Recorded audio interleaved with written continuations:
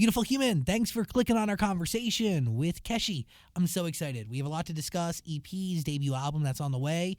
Plus, Beside You, an incredible song. If you haven't heard it, link in the description below. While you're down there, leave your honest feedback in the comment section. Hit like on this video, and please subscribe. Thank you. Let's do this. Zach Show. Hello, beautiful human. I'm Zach. That's Dan. Yep. And we got Keshi here. Thank you for having me. We're talking about Texas. Do you really genuinely feel like you are Texas born, bred? You are a Texas man?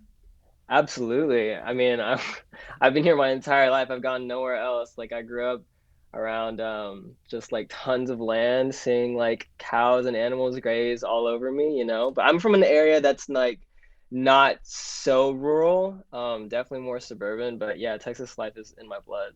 Barbecue's in my blood. Is it in your music at all? Does it come through in your music? Oh, that's an interesting question. I feel like I've grown up in a time where music was very global because of the internet. So it's not like I was like localized in that sort of sense. I do appreciate country music. I know a lot of people are kind of weird about certain genres. Like if you like country, you don't like hip hop. If you like hip hop, you don't like country. But I mean, I like both.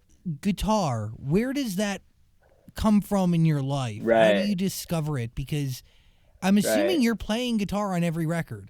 I am playing the guitar in every single record, yeah.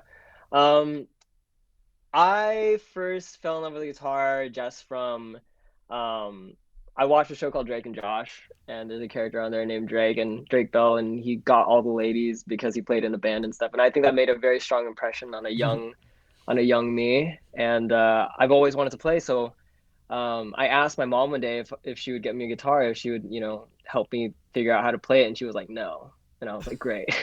She thought that I was gonna pick it up and like throw it away like it was a toy. So the only reasonable thing to do at that point was to like go past her and ask Grandpa if he would give me a guitar. Because I mean, I say that as a joke, but he did play a little bit, and I remember seeing them around the grandparents' house. So. And you ended up learning from a Vietnamese music book, correct? That's exactly right. So I'm gonna talk about this like with somebody else later, but my grandparents ran a dry cleaner store down in downtown Houston, and my parents would drop me off there during the summer because like they needed somebody to watch my brother and I. And I would be in the back of the dry cleaner store, and my grandpa brought his big fat classical guitar one day. He was like, here, like you can fiddle around with it for the day. And I was glued to it the whole day, and glued to it ever since, really. Yeah. Do you remember like what was it that drew you to it? I mean, obviously you see Drake Bell of Drake and Josh. Right. All the chicks. So that's one part of it. And first of all, like how weird is that like we are truly, like, as you look back in life, you are kind of defined by the media that you soak in and what you were around. Right. It's your environment for sure.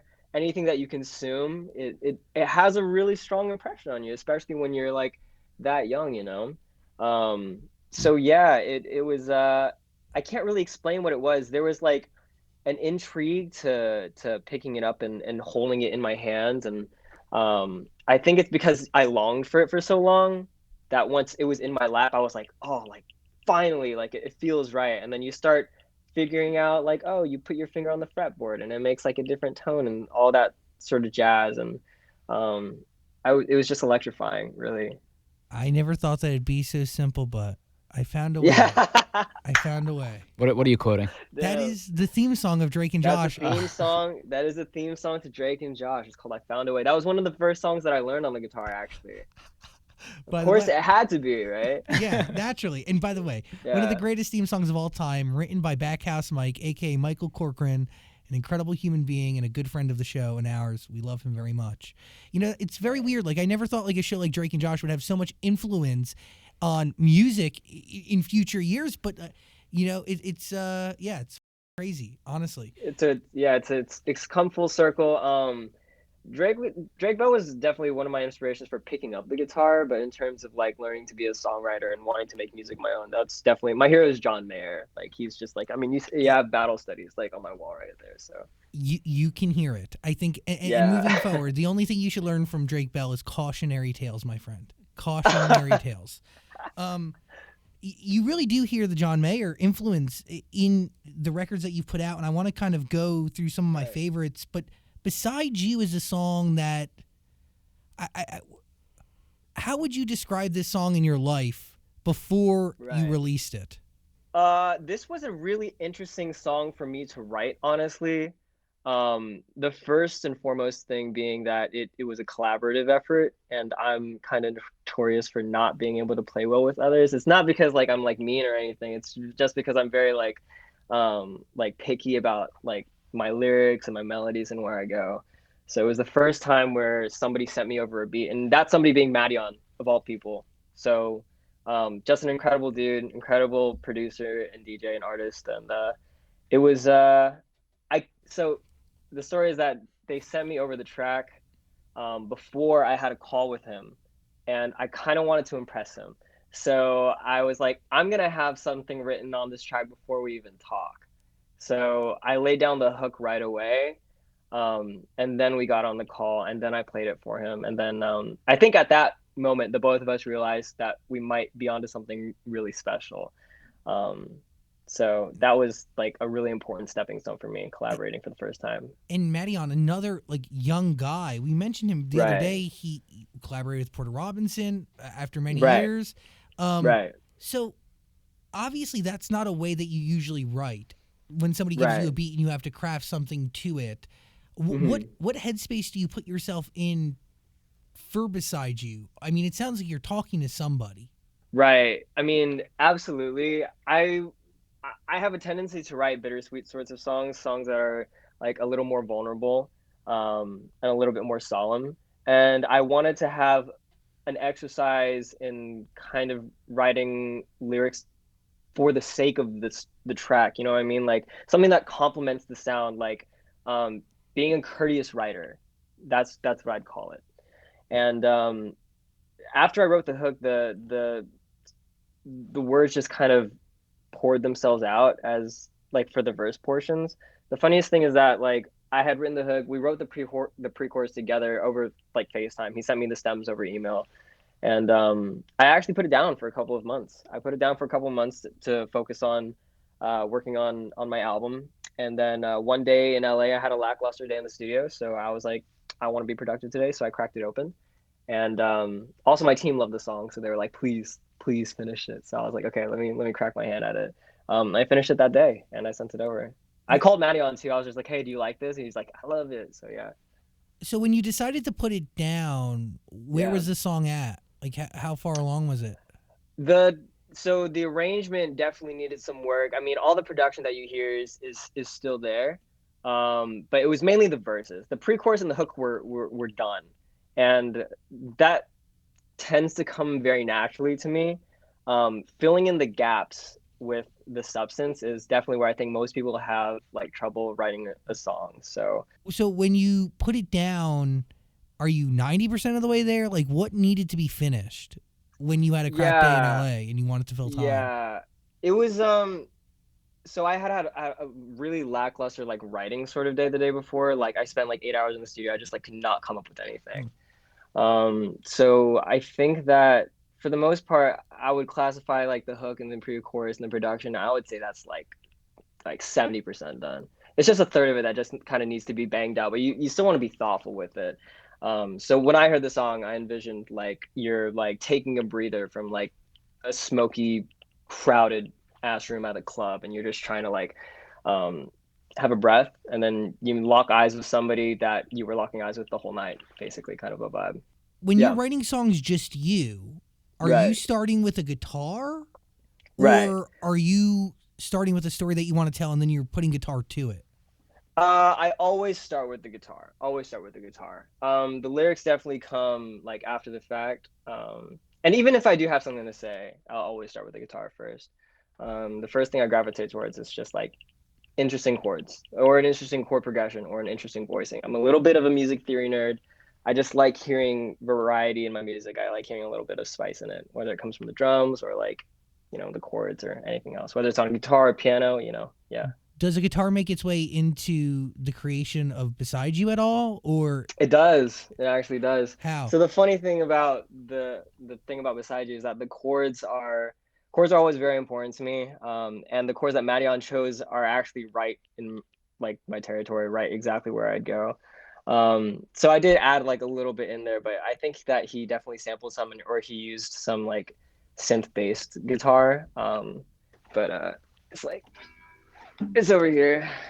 Yes. This is the guitar right over here.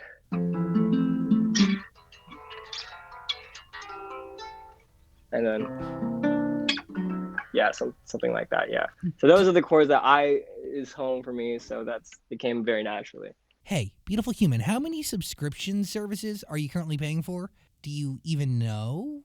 Seriously, subscription services can add up, and sometimes we don't even notice the monthly deductions coming right from our bank account. I had this problem. I had a lot of financial problems. So I turned to Truebill, and honestly, it changed the way I live and the way I spend, and I am eternally, eternally grateful. Truthfully. Truebill is amazing. It's the smartest way to manage your finances. It's really easy to use app, very intuitive, meant for financially illiterate people like myself.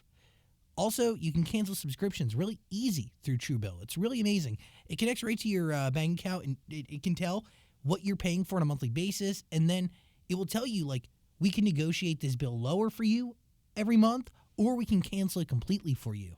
And they do it. It's amazing. And it's so stress-free. It was like a godsend into my life. It helped me get my spending under control. I'm very grateful to Truebill. Truthfully. Oh, and did you know that the average person thinks that they spend $80 a month on subscriptions, when in reality they're spending $200 a month on subscriptions? Truebill is going to wrangle that in and manage it for you in the most easy and stress-free way for you. Also, Truebill has a bunch of other tools that will help you like save and budget and track your finances. Also, they will track fraud. It's pretty freaking cool. Truebill has bank-level security, so you can always feel safe using Truebill. I've been using Truebill for the last 8 months. I had no idea they were even going to become a sponsor of our show. I'm really happy because I trust Truebill, and Truebill has really made my life a lot easier and really helped me understand how I'm spending my money. So I highly recommend it. Seriously. Go to truebill.com/Zach. Take control of your finances and start saving at Truebill. Truebill.com/Zach. That is truebill.com/Zach. Oh, and I didn't even tell you, the average person saves $720 a year using Truebill. So, like, what are we doing? Truebill.com/Zach. I love it. Did you teach yourself the instrument and learn from books and YouTube? Yeah, I taught myself everything. I learned, I wouldn't say books, but yeah, pretty much YouTube. Yeah, YouTube entirely. Shout out to Ultimate Guitar, even though like I have to like watch an ad every time I pull up my phone now. Shout out Chord Book. The first step was definitely just learning all of my chords, and yeah, big guitar nerd. I loved watching just. I remember watching just all of the tour videos that John Mayer did, like back when I was like 15 and stuff. I would just watch all of the live Nokia Theater videos. So, what do you learn from somebody like John Mayer? Oh, you learn voicings. You learn voicings. Here, do you want me to show you really quick? Yeah. Yeah. So there's tons of different ways to play the E chord, right? You can play it here. You can play it here, right? But he'll play it like this. So that's like really nice and full and complex and different. And I don't know, you just kind of learn where he likes to go on the neck. He sort of no such thing as like, and then it goes up here. And I'm like, what is that? But it's an A chord. But it's just.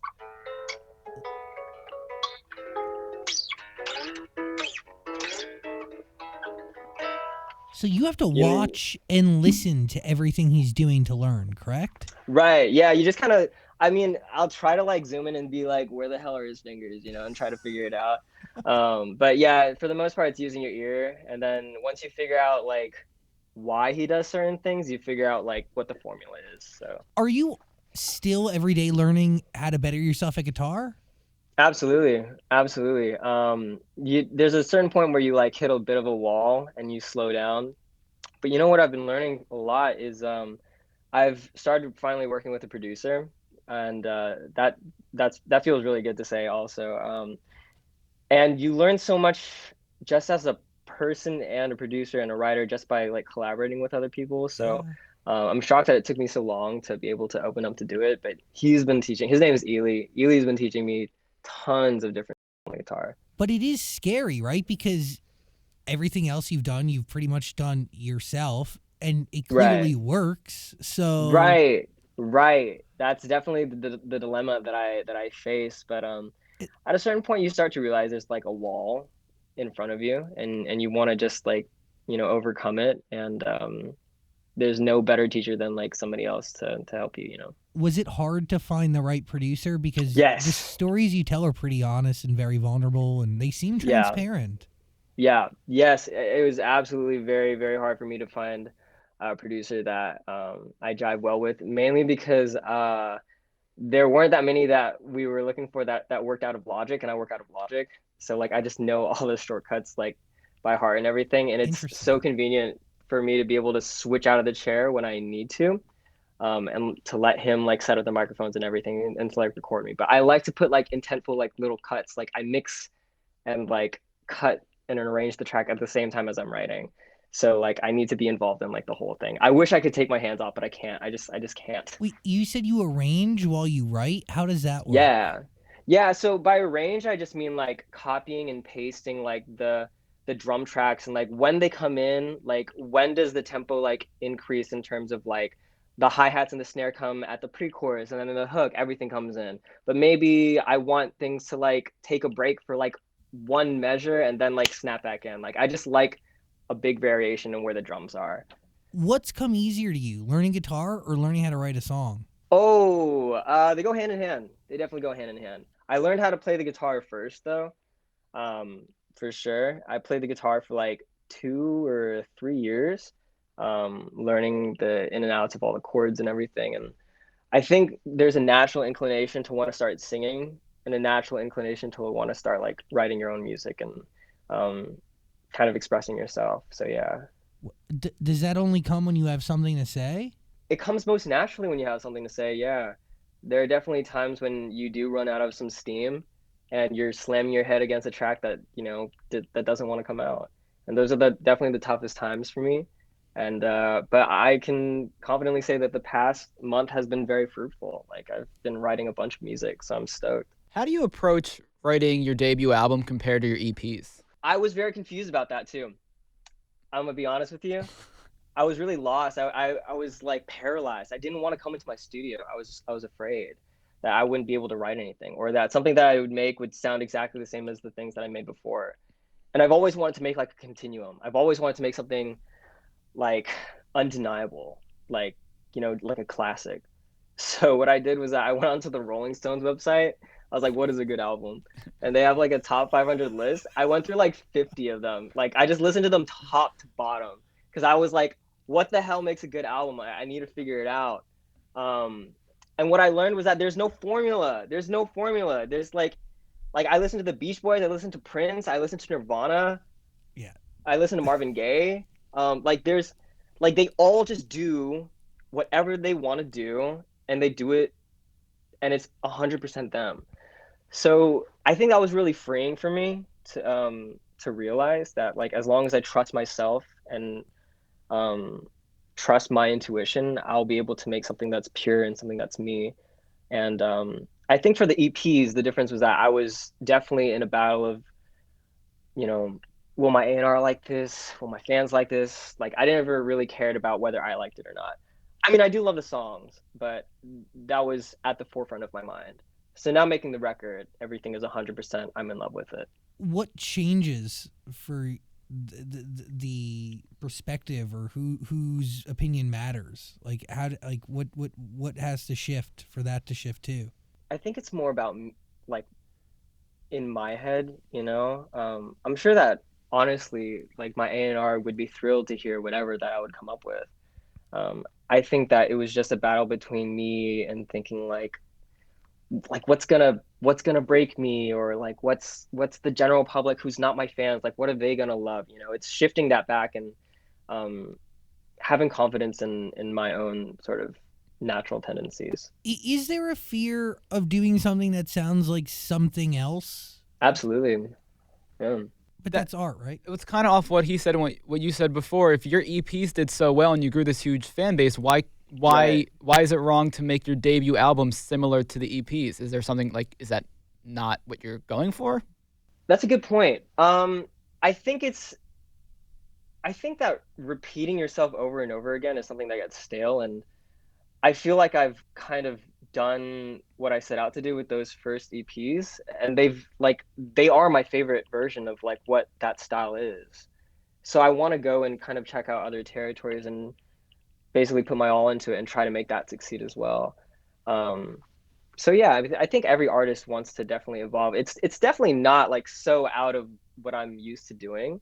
Um, just a little bit more for me this time, you know. I like really strange music. I like songs that are like really weird and the drums get like funky, you know. Drunk. It's one of my favorite songs you've ever done. One of my Thank you. faves.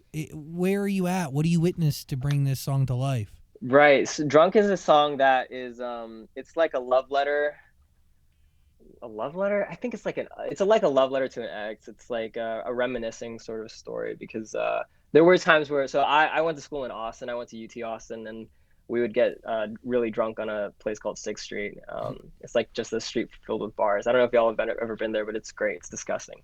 Um, but yeah, I would often go and get smashed with them over there, and sometimes you think about like the past people in your life, and there are certain things that you didn't get a chance to say because things might have ended prematurely. And I think that's what drunk is. Drunk is wishing that, oh man, I wish I had said this. I said I love you and they didn't believe me. I was like, okay, that's fine. Um, how are you? Sort of a deal. I hope you're doing okay, sort of deal. But I think about you every now and then, but I don't want you like that anymore. But I hope you're doing okay. Do you need to know that that song hits the person that you needed to hit? No, I think I'd rather that I didn't know. I think that's where the song's heart kind of is. It's about like not knowing. As long as I got it out there, I think that's satisfying enough for me. You are a nurse. You went to college to be a nurse, right? Like, are you a Right. registered nurse? Like, could you save my life if I choked in front of you? Yeah. I think I could. Yeah, I'm confident that I could. That's awesome. I was a registered nurse. I'm no longer registered because your license expires a year after you stop practicing. Got it. So that's been I think it's been like a year since I stopped now, or like a year and a half since I stopped. So not registered anymore. But yeah, I did go to school for it for 4 years, and I worked in the med center in Houston for a couple of years. I hung chemotherapy. Yeah, you were in oncology, which Right, right, even the want to get into that field, right. you have to have some strength. You have to have a considerable amount of compassion and empathy, Yeah, yeah, of course. positivity, Right, yeah, also while being smart and detail oriented and a bunch of other stuff. yeah, yeah, yeah, yeah. There has to be a connection between the want, or you have to carry with you things that Right, you had as a nurse that you've right, applied to your music, because right, watching people in their darkest days and helping people through their darkest days, right, I it unlocks a certain level of empathy. It has to, unless right. you're a cold-hearted person, which I highly doubt. I don't think it unlocks empathy. I think that people who are naturally empathetic kind of gravitate towards the field. Yes. Um, but it gave me perspective.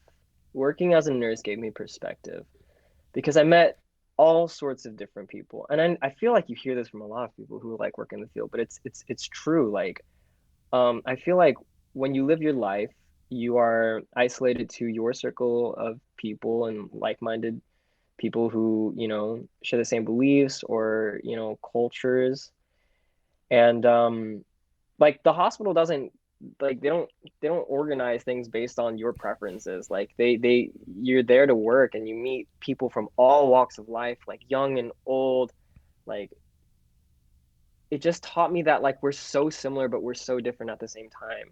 And everybody has their own life to live, and everyone's life is equally as complex and deep as your own, and they just happen to be at a strange point in their life, and you're there to help them. um so I did learn a lot about people and about myself and how much I could emotionally take. Um, it was a very valuable experience in my life, and I'll never forget it. But I'm much happier like working as a musician. Trust me. I mean, an emotional burden that I mean, it was emotionally taxing being a nurse. Absolutely, absolutely emotionally taxing. And I tried to make it seem like it wasn't. Um, they pride thick skin in that field. So like if you can't hack it, you just gotta deal with it. Um, so I think that I came to a certain point where I thought like I don't think I can take this anymore. And I think that that's okay. I think everybody has their sort of limit. You ever write about anything you experienced while working in the hospital? No, I made a very clear point to like separate my lives, which caused me a lot of stress, I think. Like I made it so that like I would come home at the end of the day and think like, yeah, I'm not actually doing this. I'm actually doing my music thing, you know. That's what everything's really for. But you can't really deny that nursing is a big part of your life when you're at the hospital for 36 plus hours a week. You know, Hmm. that's your job. Um, so I would come home and on my 4 off days, I would make music like every waking hour, and I would just I don't know try to make something happen. And I wrote a song called Skeletons that kind of talks about like, man, this is not the life that I wanted, um, and how my life was kind of in two different parts. So it's just a stressor. Like I never wrote about nursing, but Skeletons just did come out from that stress. Yeah. How'd you get there? Who said maybe you should be a nurse? It was funnily enough, it was a passing comment in high school, and I had no idea what I was gonna do in my life, and I was like, I want to go to Berkeley. I want to go to Boston. I'm gonna be a musician. You wanted to go And to my parents were like, school for music, yeah, I which wanted exactly. I I believe wanted John to go to Mayer went school there. for music. No, John Mayer did go there. That was one of the big reasons. I was like, I'm gonna be just like him. Um, so but my parents are obviously against it. So then they were like, okay, try to look for something else. And I was like, medicine. Do I want to be a doctor? No. Nursing. Yeah, let's try it. I'm good with people. I like talking to people. That is not a necessary skill requirement, by the way, like at all for being a nurse. Like that is if that's like your reasoning for don't do it. Um, but it didn't really matter to me like what field that I ended up in because I was always gonna do my music thing anyways. It was just a means to fund the passion. Everything always was. were you defeated when your parents didn't want you to go to Berkeley? Did you feel like that was the end of the road? No, I got it. You understand. Like they were immigrants from Vietnam during the war. They set up the lives the way they were just so that we could have the opportunity here. So um basically what happened was that I had a huge fight with my family when I wanted to go part-time because music started taking off in a way that I didn't expect. And I was like, I think I need to spend a little more time like trying to make something here. And my dad took it as me not being grateful for their sacrifices. And that was a conversation that we had to clear the air about. And I was like, Dad, if anything, like this is me like taking the most advantage of the sacrifices that, you made over there. Um, didn't talk for a while after that. But the great thing was that like, things ended up okay. And well, actually, the funny story is that like there came a day at the hospital that was absolutely horrid for me, and I broke down like emotionally. And um, the next day, I handed in my resignation. I was like, I can't do this anymore. There was no guarantee. I was not signed. I was not signed at all. I was having flights to New York, but there was nothing for me. I just quit. I was like, that's it. But then the next weekend, I flew out and I signed to Island. So all's well that ends well. Well, I'm getting verklempt just hearing this because I mean, Yeah, I mean, that must have hurt. Like your dad thinking that like you're ungrateful. Like that. I mean, that could not like. absolutely. I, I got it though. Like I understood like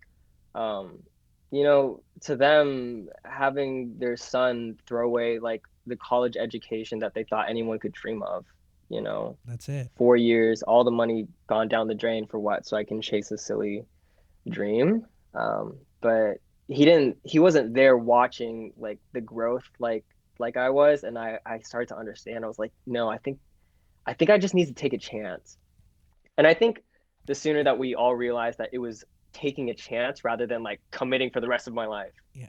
the more comfortable everyone got with it. But and at the end of the day, they had in mind one version of the American dream for you, and you had in Right. mind a whole different version that Right. that your parents Yeah. couldn't even have imagined, because the internet, Right. in the way that it was when you were learning Right. and getting music out there, it just didn't exist. Like It did like not, no. that power and that potential was so not near your fingertips. Right, right. Where, It's exponentially yeah, bigger. like nobody's, like, insane. Right. So where are they at today?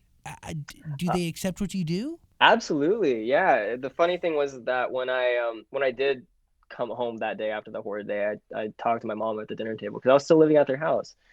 And I was like, Mom, like I can't do this anymore. I I'm gonna quit tomorrow. So she was like, go do it. You can do it. And like they came around, and the funniest thing is that like my dad is like he kind of beams when he talks about me to like my uncles and aunties, you know. He's like so proud, and he won't say it to my face, but I can tell, you know. And that makes me really happy, you know. I just want to make them proud and, you know, wish the best for them. Do you think that you would have a successful music career if you didn't go to college and work in at a real job in a hospital? Damn, I think about that all the time. I'm like, damn, why didn't I start sooner? Like I could have like had something like years ago.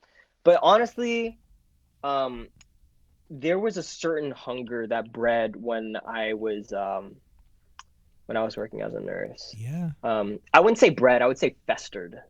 That's definitely the word that I would use. It just felt like that resentment really fueled me to just try everything I could to get out of it. And maybe less so as a goal and more so as an escape. Like, man, like this job sucks. I got to do something that makes me happy. It's always been to just make me happy. So yeah, no, I don't really think that I would be where I am if I A didn't go to college or B went to Berkeley for music school. I think that probably would have crushed me too. So You said that the music started taking off and you weren't expecting it. Where was it yeah, taking off from? Like, what were you doing while nursing? Like, right. where were people hearing it? What was happening? Right. So I started Keshi back in college, like my junior year of college, as a SoundCloud account that was like anonymous. Like I didn't show my face. I didn't tell. The thing was, I didn't tell anybody about it. Like I was sick of just hearing like, "Oh yeah, good job" from like friends and family, like the 100 people like that I had on Facebook. I wanted real validation, meaning somebody else who isn't trying to save your feelings, like enjoyed the music. So I was keeping up with that even as I worked through like doing nursing, and there started coming a point where like the YouTube channel like content aggregators, like the individuals who would like post stuff on like lo-fi channels and stuff, they would reach out to my SoundCloud and be like, "Hey, this is really cool. Like, can I post this?" Like it was never me going to anybody else to like post anything. I was always just like, "Yeah, sure." And slowly the traction just like snowballed, like as organically as it could have ever been, because I made it a point to not talk, like to not reach out to anybody as Keshi himself. Like it was just very like I post and that's it. If you guys like it, then you can repost it. And it got big to the point where like some random dude hit me up on email and was like, "Hey, I like what you're building. Like, can we get on a call?" And I was like, "That's the first time anyone's wanted to get on a call." And that random dude ended up being my manager, like a random dude on the internet. He just hit me up, and it was funny because he was like, how do you feel about having a manager? I was just like, I don't need a manager. I've grown this whole thing by myself. Like, why do I need you? And then he was like, "Hey, like I can take those calls with labels, you know, when they start reaching out." And I was like, "What label's gonna want to talk to me? Like you're tripping. Like get out of here. I don't know. I don't want to talk to you." So, the next week I was on the floor, and he called me, the nursing floor, and he called me and he was like, "Hey, like Warner wants to get on a call this weekend." And I was like, "What?" I like ran laps around the floor. I was like so stoked. It was like a dream come true. Um, so yeah, that's kind of like how everything kind of snowballed. The trips to New York was what let me on to like, okay, this is probably gonna turn into something. In that it's real. But Yeah, does the fact yeah. that it's real change anything on how, like, as to how you create? So I was really anxious about everything because my manager was begging me to quit my job. He was like, "Please stop. Like, just go and like go full time. Like, you need to like go and like make music." Meanwhile, my mom was freaking out because she's just like, "Who's trying to like abduct you and sell you? Like, why do you need to go to New York?" Um, the creative process did get a little bit different, and I think that definitely plays a part into like how I'm writing now.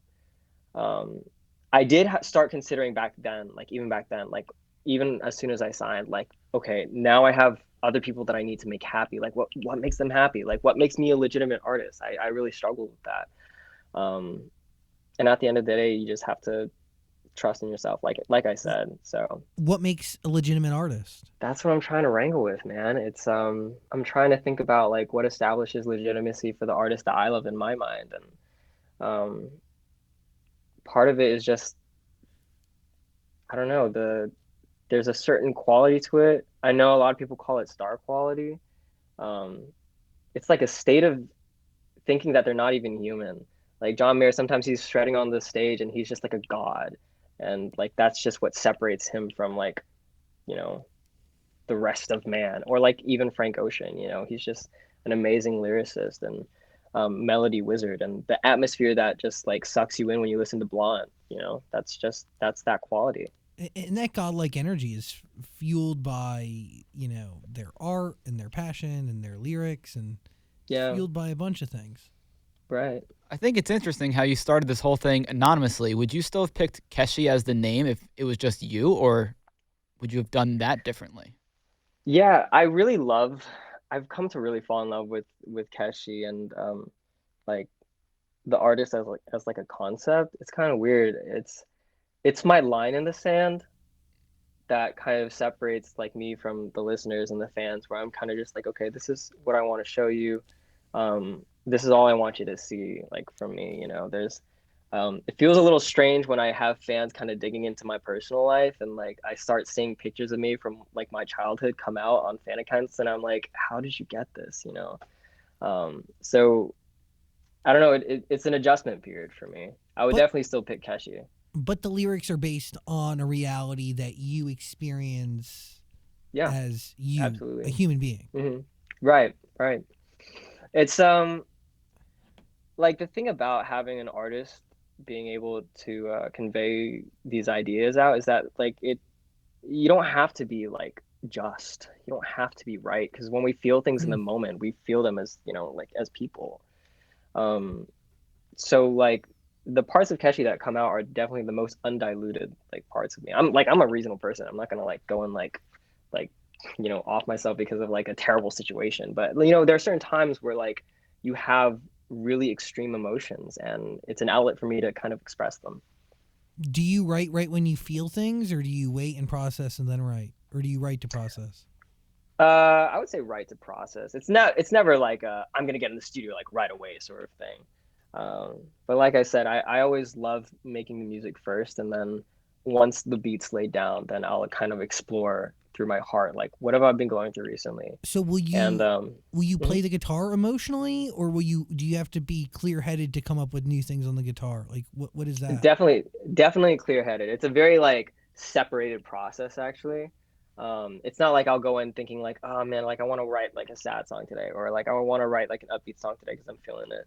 It's definitely more of like a what intrigues me sonically first. I'm a music lover by heart, so I'll just like find like the coolest sounding thing that I can make, and I'll put that down, and then I'll kind of figure out like the writing from there. Got it. We obviously were talking about you being a nurse, and then in beside you, you Yeah. talk about smoking cigarettes. As a nurse, it doesn't seem like it would go together. Yeah. I don't smoke that often. There are occasions where I do, and when I feel like I need to. Um, I feel like there were definitely times as a nurse where I smoked more often than like when I was like an artist, because I was just so stressed. Yeah. This is the first time where this is gonna come out publicly, but I was living at my parents' house, right? I would like go downstairs like in the dead of night to just like go smoke cigarettes. Like I would like go outside in the parking lot at like 1 or 2 a.m. to just like clear my head, because I was just like, this is terrible. Was it this is terrible because you weren't doing the career you wanted to do, or is that because of what you were seeing every day at work? Definitely the first. Definitely because of it was a career that I didn't want to do. I definitely had like a wall over my heart that was like you have to be thick-skinned. Like anything that happens in the day, in order to get by to the next day, you have to just like shield yourself off from it, and you can get through. So you do meet a lot of veteran nurses who like nothing phases them anymore. Like, and that's a result of years and years of getting a little callous. Well, that's scary, isn't it? Yeah. I mean, it is, but To at care the so same much that time, you become numb. yeah, That's what it yeah, is, right? yeah. You have to cope. You have to cope to do a job that, demands a lot from you. Like you can't just be stunned that someone like came into the ER and they're bleeding everywhere and they have glass all up in their body. You have to like think like right away, like what do they need? Like what do they need to stay alive? I didn't work in ER very long. I was just present for some really crazy scenes, like when I was interning. So Oncology's pretty tough. oncology stuff, yeah, Your music is filled with so much emotion, and it yeah. starts with the guitar, and it makes its Hmm. way to the lyrics. Really beautiful stuff. Like I Need You, another one of my favorites. Thank you. What song in your mind changed your life, though? Oh, of mine or Yeah, somebody of else's? yours. The song that changed my life, literally changed my life, is a song called "Too Soon." Mm. Um, That was like your and that first big was one, yeah?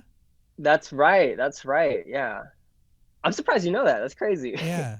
I was listening to um, that too. Really good. yeah, it was my very first like big song that kind of appealed to like a lot of people that weren't just the ones that were on Keshi like in the beginning. Like it just kind of broke through the seams a little bit. And that's when I started to kind of figure out what my sound was gonna be in terms of like the music kind of world. Because we talk a lot about like, emulating our favorite artists and all that stuff. So I started to find out my sound after Too Soon. I was like, oh, like this is where I am. This is my niche right here. Um, and I gained a lot of confidence after I released that song. Is And your it's is your niche the same today? I would think it is. I'm not sure that anyone is quite able to replicate the sound that like I love to make. And I think that's why I'm so hard to write with in terms of collaboration. I've definitely been in writing sessions. Um, but at the end of the day, like I don't really use anything that's spoken about. I'll be like, yeah, this is dope, but it kills me to like turn down someone else's like hard worked idea like right in front of them when we've been working for 4 hours.